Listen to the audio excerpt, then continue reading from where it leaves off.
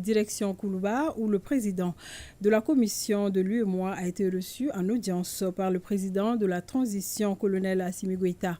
Abdoulaye Diop salue la résilience de l'économie malienne malgré les chocs subis.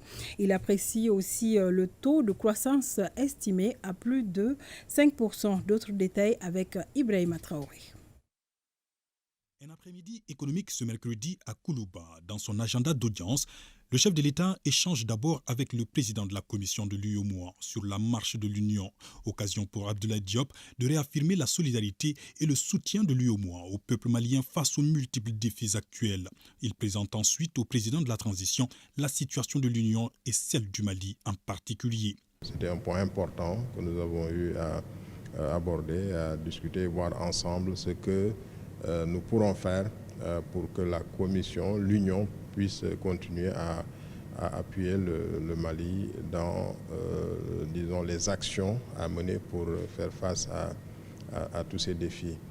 Naturellement, cette audience a été l'occasion aussi pour faire la situation économique de notre union.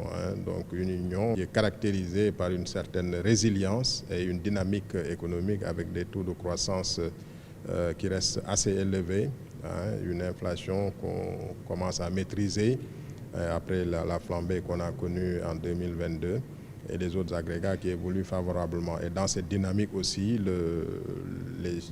la situation économique du Mali est une situation qui est très dynamique avec des taux de croissance qui sont supérieurs à 5%.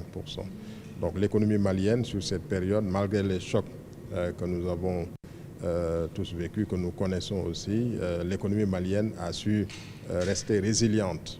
Et aujourd'hui, sur 2 années consécutives, le Mali est à plus de 5% de taux de croissance, une inflation qui est maîtrisée, en tout cas du point de vue des agrégats macroéconomiques, et également des déficits budgétaires qui se stabilisent voilà, au niveau du pays. Et je pense que c'est des éléments importants en termes de performance économique.